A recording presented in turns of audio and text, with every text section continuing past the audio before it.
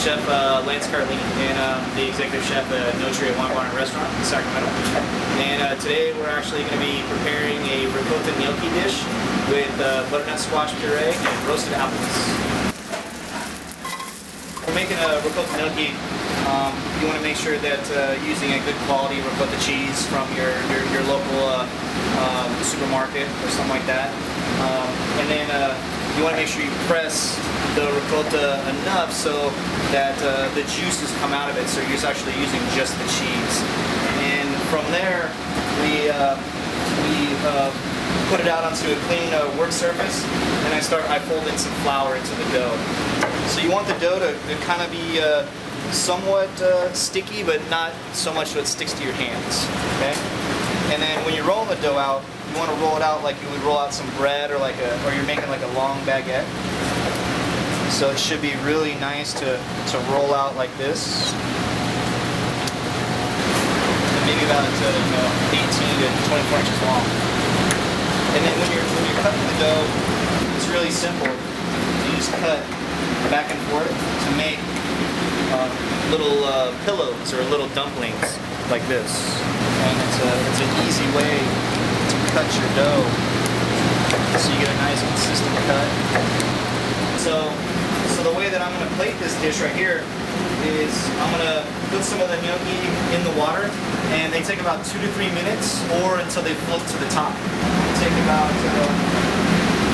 maybe 10 to 12 pieces. Go right into the water in the back. And while we're doing that, we're going to heat up our pans so we can get our condiments hot. That's we're pairing with the dish. And what I got right here is a little bit of butternut squash, and this is just basically butternut squash that's cubed and basically treated just like mashed potatoes. I put a little bit of cream, a little bit of butter, a little bit of seasoning, and just mix it up so it has a nice smooth consistency like mashed potatoes would. And we're just gonna warm this up and get it ready while our dumplings are cooking. And in the other pan, just a little touch of olive oil, so when we do our pan-fried gnocchi, you can get a nice crust. Our dumplings are almost starting to float. So we're just going to scoop them out, and we're going to go right to this pan right here. Okay, while those are actually browning right there, our butternut squash is nice and hot. And we're going to start by just making a small mound and then just pulling it to the side.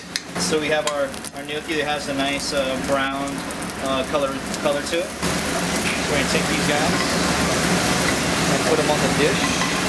And to accompany the gnocchi, I also have some roasted apples as well. And we're just going to put these sweet, savory roasted apples with this dish because it has a nice sweet and savory winter flavor.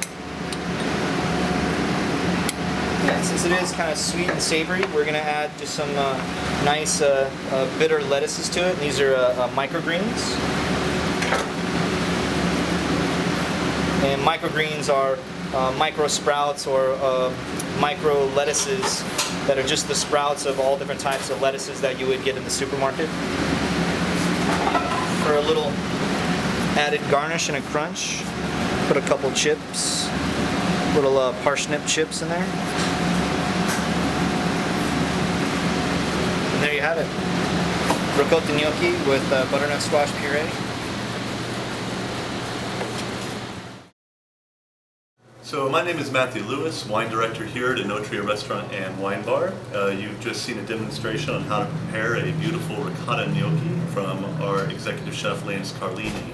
As our byline here at Enotria is food made for wine, made for food, I think we would be remiss not to pair that dish with the perfect wine. Tonight we're featuring Olivia Laflay's 2009 Les Setil, a Bourgogne Blanc, or white Burgundy.